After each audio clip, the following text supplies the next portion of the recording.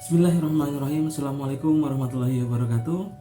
Perkenalkan, saya Faridul Fuad yang akan membersamai teman-teman selama satu semester ini pada mata kuliah pendidikan kewarganegaraan. Dan maka dari itu, tetap fokus dan semangat. Kita mulai perkuliahan pertama hari ini.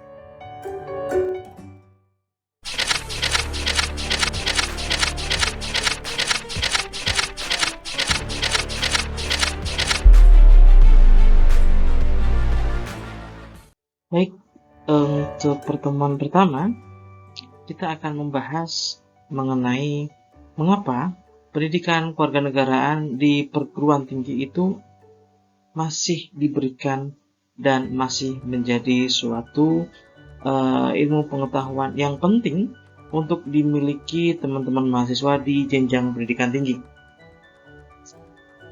Karena itu, judul pada pertemuan pertama kita ini akan membahas mengenai pendidikan kewarganegaraan di perguruan tinggi.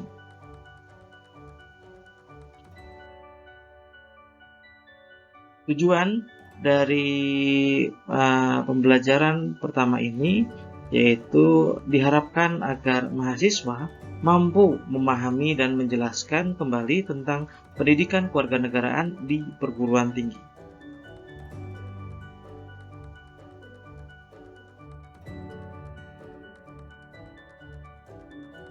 Pengertian pendidikan kewarganegaraan menurut Numan Sumantri dalam buku Pendidikan Kewarganegaraan yang diterbitkan oleh Pendidikan Tinggi pada tahun 2014 menyatakan bahwa pendidikan kewarganegaraan adalah program pendidikan yang berintikan demokrasi politik yang diperluas dengan sumber-sumber pengetahuan lainnya.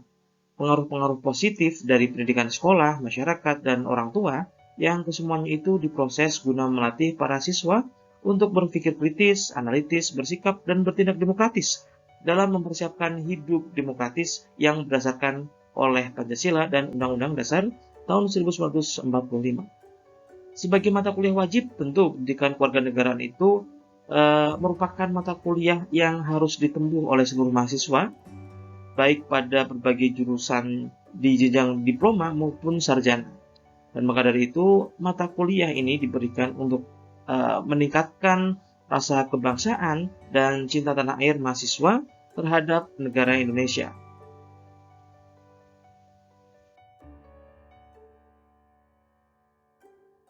Dasar yuridis mengenai mengapa pendidikan kewarganegaraan ini wajib untuk diberikan oleh para mahasiswa sebagai generasi penerus, yaitu tertuang di dalam pertama dengan Undang-Undang Dasar 1945 yang tertera di dalam pembukaan Undang-Undang Dasar 1945 alinea kedua dan keempat, pasal 27 maupun pasal 30 ayat 1 dan pasal 31 ayat 1. Yuridis kedua tertulis di dalam TAP MPR nomor 2 tahun 1999, dan ketiga tertuang di dalam Undang-Undang nomor 3 tahun 2002 tentang pertahanan negara, juga tertuang di dalam Undang-Undang nomor 20 tahun 2003 tentang Sisdiknas dan Undang-Undang nomor 12 tahun 2012 tentang pendidikan tinggi, juga di SK Dirjen Dikti nomor 43 garis miring Dikti garis miring Keputusan garis miring 2006 tentang rambu-rambu pelaksanaan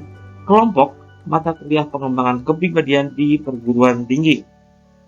Dasar historis mengenai mengapa landasan pendidikan kewarganegaraan itu mulai dianggap penting, yaitu di mana bahwa pendidikan kewarganegaraan mulanya itu dilakukan oleh Amerika dengan tujuan untuk mengamerikakan warga negaranya.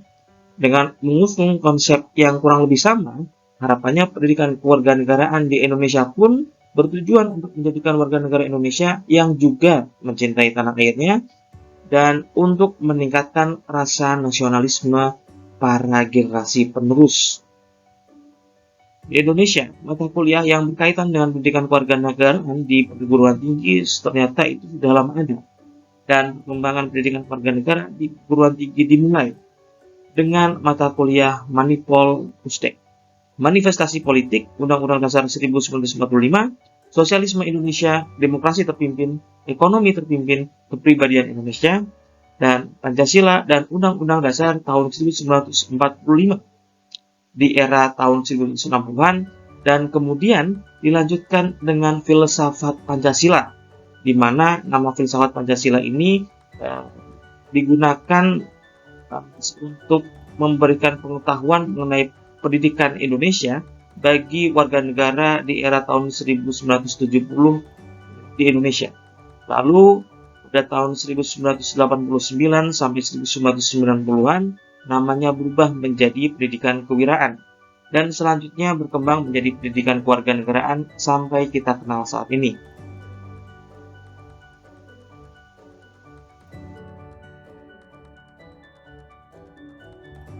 Tujuan pendidikan kewarganegaraan di perguruan tinggi yaitu diharapkan kompetensi yang akan diraih setelah mendapatkan mata kuliah pendidikan kewarganegaraan, mahasiswa bisa menjadi ilmuwan dan profesional yang memiliki rasa kebangsaan, cinta tanah air, demokratis, berkeadaban, serta memiliki daya saing, disiplin, dan berpartisipasi aktif dalam membangun kehidupan yang damai sesuai dengan nilai-nilai kebinekaan dan nilai-nilai Pancasila. Standar kompetensi yang wajib dikuasai oleh mahasiswa pada mata kuliah ini adalah mahasiswa mampu berpikir secara rasional, bersikap secara dewasa dan dinamis, berpandangan luas, dan bersikap demokratis yang berkeadaban sebagai warga negara Indonesia.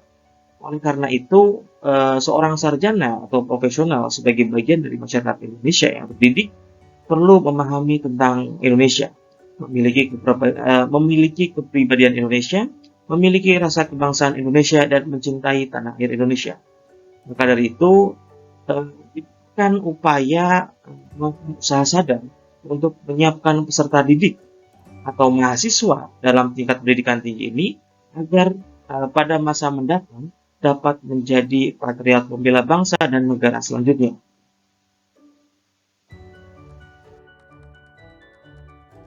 Nah, berikut ini merupakan visi, misi, dan tujuan pendidikan kewarganegaraan di perguruan tinggi menurut Surat Keputusan Dirjen Dikti nomor 38 _Dikti tahun 2000. Visi, sumber nilai dan pedoman penyelenggaraan program studi dalam mengantarkan mahasiswa untuk mengembangkan kepribadiannya selaku warga negara yang berperan aktif dan menegakkan demokrasi menuju masyarakat madani. Misi dari pendidikan kewarganegaraan yaitu mewujudkan nilai-nilai dasar perjuangan bangsa Indonesia, mewujudkan kesadaran berbangsa dan bernegara, dan menerapkan ilmunya secara bertanggung jawab terhadap kemanusiaan.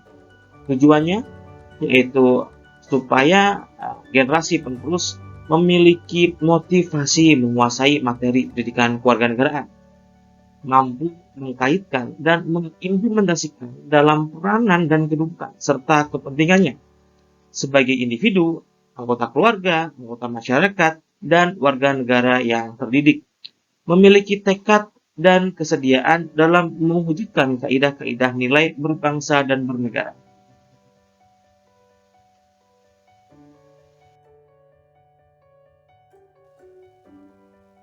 Apabila dilihat secara filosofis, sosiopolitis, dan psikopedagogis, pendidikan kewarganegaraan memegang misi yang sangat mulia, yaitu untuk membentukkan watak dan peradaban bangsa yang bermartabat dalam rangka mencerdaskan kehidupan bangsa dan menjadikan manusia sebagai warga negara yang demokratis dan bertanggung jawab. Selain itu, menurut Uryan dan Syaifullah selaku praktisi pada mata kuliah pendidikan kewarganegaraan, mengatakan bahwa karakteristik dari adanya Pancasila dan pendidikan kewarganegaraan melahirkan warga negara dan masyarakat yang berjiwa Pancasila, beriman dan bertakwa kepada Tuhan Yang Maha Esa, mengetahui hak dan kewajibannya, serta melaksanakan dan menjalankannya dengan penuh tanggung jawab. Alex de Tocqueville menyatakan bahwa setiap generasi adalah masyarakat baru yang harus memperoleh pengetahuan, mempelajari keahlian, dan mengembangkan karakter, baik mata publik maupun privat, yang sejalan dengan demokrasi konstitusional. Sikap mental ini harus dipelihara dan dipupuk melalui perkataan dan pengajaran, serta kekuatan keteladanan. Demokrasi bukanlah mesin yang akan berfungsi dengan sendirinya, tetapi harus selalu secara sadar direproduksi dari satu generasi ke generasi selanjutnya. Sekian untuk materi kita pada pertemuan pertama ini. Semoga apa yang saya sampaikan dapat diterima oleh teman-teman mahasiswa dengan baik dan menjadikan teman-teman sebagai warga negara Indonesia seutuhnya. Sampai berjumpa pada pertemuan berikutnya. Saya tutup dengan Assalamualaikum warahmatullahi wabarakatuh.